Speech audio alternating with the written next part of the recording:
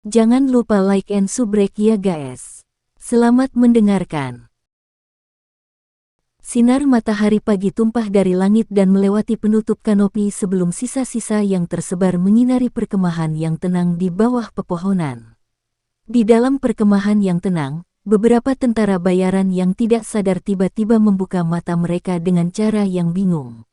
Mereka perlahan duduk dan bertukar pandang satu sama lain. Beberapa saat kemudian, kewaspadaan tiba-tiba muncul di tentara bayaran yang baru saja bangun. Dengan kecepatan tinggi, mereka bangkit dan menatap perkemahan yang sunyi. Akhirnya, mereka meraih senjata mereka dan melangkah menuju tenda yang terletak di tengah. Pemimpin perusahaan ketiga, seorang tentara bayaran berteriak saat dia berdiri di luar tenda. Tidak ada balasan. Sekali lagi, para tentara bayaran menunggu dalam diam sejenak. Kegelisahan akhirnya merayap ke dalam hati mereka. Dengan pisau besar, salah satu tentara bayaran melangkah maju dan memotong tirai yang menutupi tenda hingga terpisah. Tirai perlahan-lahan jatuh, mengungkapkan pemandangan di dalam kepada semua orang. Di bagian dalam tenda, Hemeng terbaring diam di tanah dengan kedua mata terbuka. Di wajahnya ada ketakutan yang akan tetap ada selamanya. Genangan darah segar yang kental terbentuk di lantai. Pemandangan itu terus-menerus memancing hati para saksi yang telah mencapai batas mereka. Pemimpin perusahaan ketiga terbunuh. Wajah kaget dari semua orang yang melihat pemandangan tragis berubah pucat dan lemah. Pemimpin perusahaan ketiga dari Wolfhead Mercenary Company terbunuh. Dikatakan bahwa orang yang melakukannya adalah pria muda yang mereka beri hadiah. Haha, berita orang dalam, pemuda yang dipanggil Xiao Yan itu telah membunuh hampir 20 anggota dari Wolfhead Mercenary Company. Petik 2. Cek-cek, anggota Wolfhead Mercenary Company telah kehilangan seluruh wajah mereka. Menjadi kacau oleh seorang anak laki-laki yang lebih muda dari 20, haha. Mari kita lihat apakah dia dapat terus bertingkah sombong. Petik 2.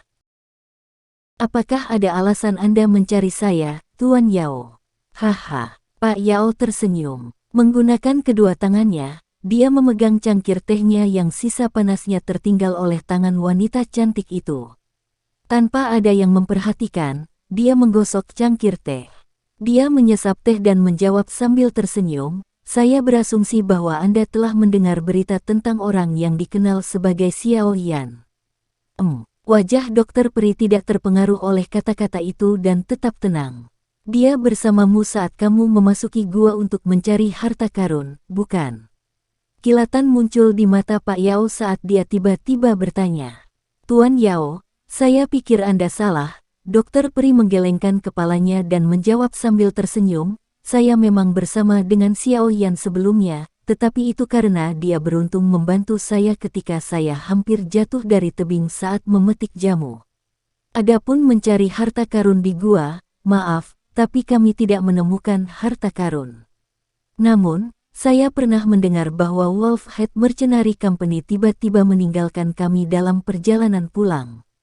Sepertinya mereka telah menemukan sesuatu." Petik 2. Jika Tuan Yao tertarik pada harta karun, Anda bisa meminta pemimpin dari 2 perusahaan tentara bayaran besar lainnya untuk pergi dan melihat barang-barang yang dibawa kembali oleh Wolfhead Mercenary Company. Dokter Peri mempertahankan senyumnya saat dia menyarankan. Niat membunuh yang saling menguntungkan. Fakta bahwa Xiao Yan bisa membunuh Hemeng berarti kekuatannya sekitar bintang Douze. Selain itu, Hemeng memiliki metode Ki Batu Huang tinggi dan akrab dengan 2 teknik Huang Do tinggi lainnya, yang akan menempatkannya di antara yang lebih kuat jika dibandingkan dengan yang lain di kelas yang sama. Namun, dia masih dibunuh oleh Xiao Yan. Sepertinya orang ini memiliki teknik Do dan metode Ki dengan level yang lebih tinggi. Suara Musi dipenuhi dengan dingin yang jahat. Mulai besok dan seterusnya, semua anggota yang merupakan bintang 5 Douze atau lebih kuat akan menghapus lencana kepala serigala mereka dan bertindak sebagai tentara bayaran independen. Kami akan dibagi menjadi 5 tim pria dan memasuki pegunungan Magic Beast. Jika ada yang menemukan jejak Xiao Yan, segera gunakan peluit bambu untuk berkomunikasi. Wajah Musi dingin dan serius saat dia memberi perintah. Ya Pak, orang-orang yang berkumpul di bawahnya menjawab serempak. Aku tidak percaya bajingan kecil itu bisa lepas dari tanganku. Tangan Musi perlahan menegang saat dia tertawa terbahak-bahak. Bajingan kecil, hari-hari kurang ajarmu sudah berakhir. Memiringkannya, mendesis. Di malam yang tenang, napas berkabut yang bergetar keluar dari sela-sela gigi pemuda itu perlahan berputar-putar tanpa menghilang. Sinar matahari yang terik menembus melalui cabang-cabang, meninggalkan titik-titik cahaya kecil yang tak terhitung jumlahnya di hutan lebat, pemandangan yang sangat indah. Tubuh Xiaoyan meringkuk di tempat tersembunyi di hutan saat dia dengan erat merajut alisnya saat dia menatap sekelompok tentara bayaran di dekatnya. Tempat ini adalah jalan utama menuju pegunungan Magic Beast. Meskipun biasanya ada beberapa tentara bayaran yang lewat, hari ini, Xiaoyan samar-samar bisa merasakan ada sesuatu yang salah. Garis pandang Xiaoyan melewati sikat untuk menatap tajam ke arah tentara bayaran yang lewat. Lama kemudian, pupilnya tiba-tiba menyusut, akhirnya dia mengerti kenapa dia merasa ada yang tidak beres. Banyak tim yang lewat di bawah tampak seolah-olah mereka baru saja dipertemukan sementara. Namun saat mereka pindah, mereka cenderung menampilkan kebiasaan yang baru terlihat setelah sekian lama dan berlatih bersama. Rekan mereka yang menundukkan kepalanya dan melarikan diri ke arah mereka sebelum dengan ringan memarahi, "Sialan, apakah kamu disedot sampai kering oleh seorang wanita tadi malam? Ini adalah area terluar dari pegunungan binatang ajaib, bagaimana bisa ada peringkat 3 binatang ajaib?" Sebelum suara omelan memudar, tentara bayaran dengan kepala menunduk sudah bergegas ke depannya.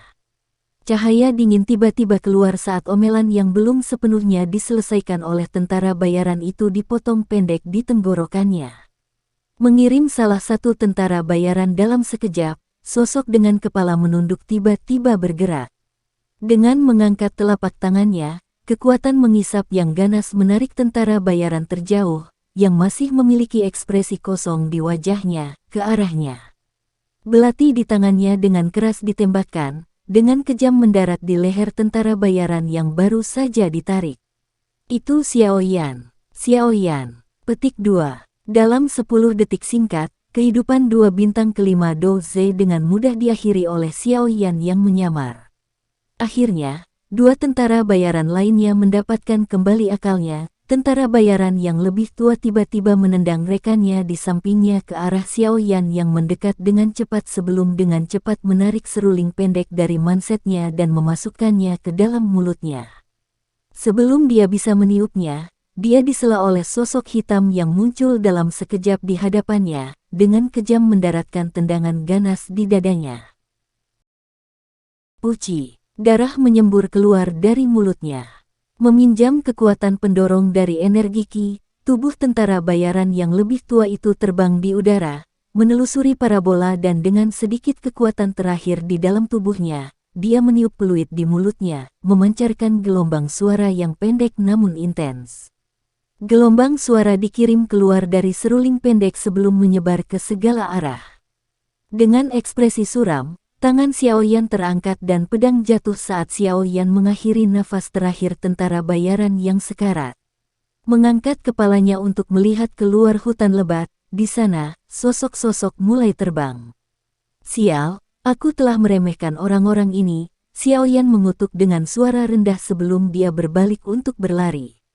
Jijik, ketika Xiaoyan berbalik untuk melarikan diri, di luar hutan lebat di belakangnya, banyak suara peluit terus terdengar. Pada saat ini, semua tentara bayaran dengan cepat bergegas menuju ke arah hutan lebat. "Tangkap dia!" Di belakangnya, sekelompok besar tentara bayaran dengan putus asa mengejar sosok yang samar-samar di depan mereka saat teriakan terus-menerus terdengar di hutan lebat. "Ya Tuhan, taruhannya sangat tinggi sekarang." Melirik ke arah sekelompok besar tentara bayaran yang mengejarnya, sudut mulut Xiaoyan menarik ejekan. Agak tertekan, dia menggelengkan kepalanya sebelum meminjam garis-garis hijau di tubuhnya sebagai penutup untuk terus melarikan diri melalui semak-semak. Sekali lagi berlari dalam jarak yang jauh, kulit Xiaoyan tiba-tiba berubah. Memalingkan kepalanya, Xiaoyan melihat bahwa di depan kelompok tentara bayaran, seorang pria paruh baya dengan kulit yang suram bergegas ke arahnya dengan kecepatan sangat tinggi.